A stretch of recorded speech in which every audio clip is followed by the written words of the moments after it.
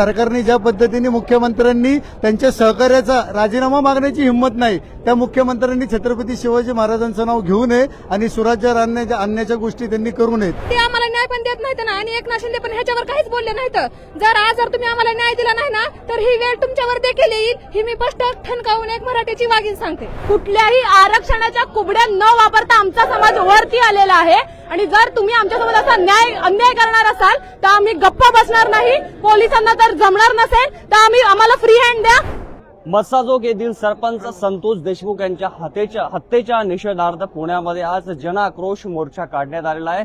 जे चित्र आपण पाहता ते लाल महल या ऐतिहासिक वास्तूच्या समोरून आपण हे चित्र पाहताय. पुण्यामध्ये जन आक्रोश मोर्चा काढण्यात आलेला आहे, आणि ही जी गर्दी आपल्याला पाहायला मिळते ते या जन आक्रोश मोर्चातील आपल्याला पाहायला मिळते. या ठिकाणी मोठ्या संख्येने आंदोलक या ठिकाणी हा जो आक्रोश आहे तो आपला व्यक्त करत आहेत. जिल्हाधिकारी कार्यालयापर्यंत हा मोर्चा असा सुरू राहणार आहे. यामध्ये अनेक राजकीय मंडळी असतील, काही सामाजिक संघटनेचे काही नेते सहभागी होणार आहेत.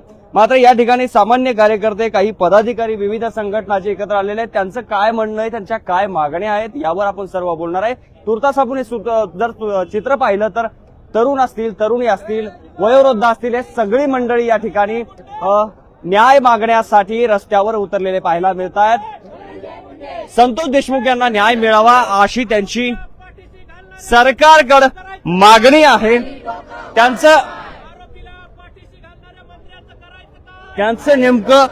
त्यांचं नेमकं म्हणणं काय आहे हे आपण सर्व जाणून घेणार आहोत. काही चिमुकले मुलं आहेत, त्यांच्या हातामध्ये बॅनर आहेत. कर्तव्यात कसूर करणाऱ्या पोलीस अधिकाऱ्यांना सहारोपी करावे असे ते बॅनर त्यांच्या हातात आहेत. सुरुवातीला तुमच्याकडे येतोय, आता हे लाईव्हच्या मार्फत तुमचं महाराष्ट्रातली जनता बघते. काय मागण्या आहेत तुमच्या सरकारकडे आणि आक्रोश कोणावर आहे तुमचा? या ठिकाणी 100% आमचा सरकारवरच आक्रोश आहे.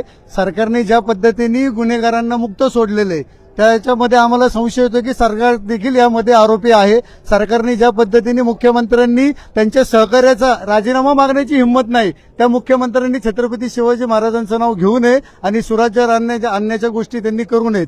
ज्या पद्धतीने या ठिकाणी समाजाविरोधात आमचा आक्रोश नाहीये, समाजांच्या एकाच समाजाने जर हे सगळं केलेलं असेल तर 100% आम्ही समाजाच्या विरोधात आहोत. नाही तर मराठा समाज कुठल्याही समाजाच्या विरोधात कधीही कुठे रस्त्यावर आला नाही. पण आज जर राज्य सरकार एखाद्या समाजाला पाठीशी घालून महाराष्ट्रातल्या सगळ्यात मोठा बंधू असलेल्या मराठा समाजाच्या विरोधात जर काही कारवाई करत असेल तर मराठा समाज हा गप्प बसणार नाही. यापुढे देखील या सरकारने लक्षात ठेवावं, आरक्षण हा विषय आम्ही घेणारच आहे. परंतु अशा छोट्या छोट्या कुरापती जर सरकार करत असेल आणि त्या सरकार पुरस्कृत असतील, सरकारमधले मंत्री त्यामध्ये सहभागी असतील, तर अशा गोष्टी आम्ही खपवून घेणार नाही. आजचा आमचा शांततेत मोर्चा असेल, पण भविष्यात जर याच्यामध्ये सरकारने कुठली कारवाई केली नाही तर मोठ्या आक्रोशाला सरकारला सामोरं जायला लागेल. नेमकं कोण वाचवतंय या प्रकरणामध्ये? जे काय आरोपी आहेत त्यांना सरकार वाचवतंय. जर 22 दिवस आरोपी सापडत नाही, वाल्मिक कराड सापडत नाही आणि तो पुण्यामध्ये शरण येतो, ही सगळ्यात मोठी सरकारची अपयश आहे. आणि त्याच्यामध्ये सिद्ध होतं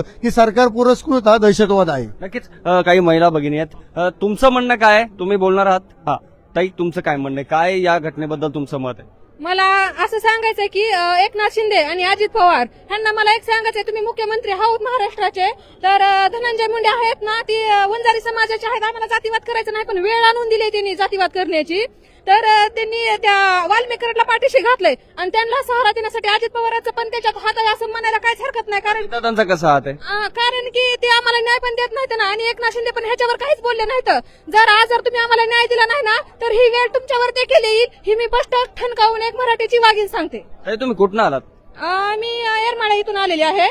तर येरमाळ्यातून आले आहे आणि आमच्यावर इतका अन्याय झालाय आणि आम्ही फक्त मोठ्या भावाची भूमिका पार पाडण्याचं काम करतोय, तरी पण आमच्यावर अन्याय तसाच होत आहे. आज माझ्या पण मुलाला इतकी मार्क आहे तरी पण त्याचा नंबर लागला नाही. आज आम्हाला आरक्षण पण नाही. आमच्यावर अन्याय म्हणजे हा मराठा समाज ह्या बाकीच्या म्हणजे ह्यांना संपवून टाकायचा आहे का?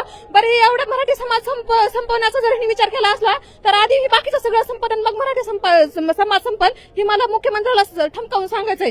कारण की आज एवढा आमच्यावर अन्याय होत आहे, मग तुम्ही पण मराठा आहोतच ना, मग तुम्ही कायला न्याय देत ना, तुम्ही कायला वाचा फोडत ना? तर तुमचं म्हणत आहे, तुम्हाला काही बोलायचं, काय मत आहे तुमचं या प्रकरणावर? मुळात हा जो विषय आजचा, खरं तर आमचे समाज बांधव संतोष देशमुख यांची जी निर्घुणपणे अतिशय घाणेरड्या पद्धतीने जी हत्या झाली आहे तर ते हत्याचा व्हिडिओ किंवा त्याची जेव्हा माहिती आम्हाला मिळाली ना, त्या दिवसापासून आम्हाला झोप नाहीये दादा.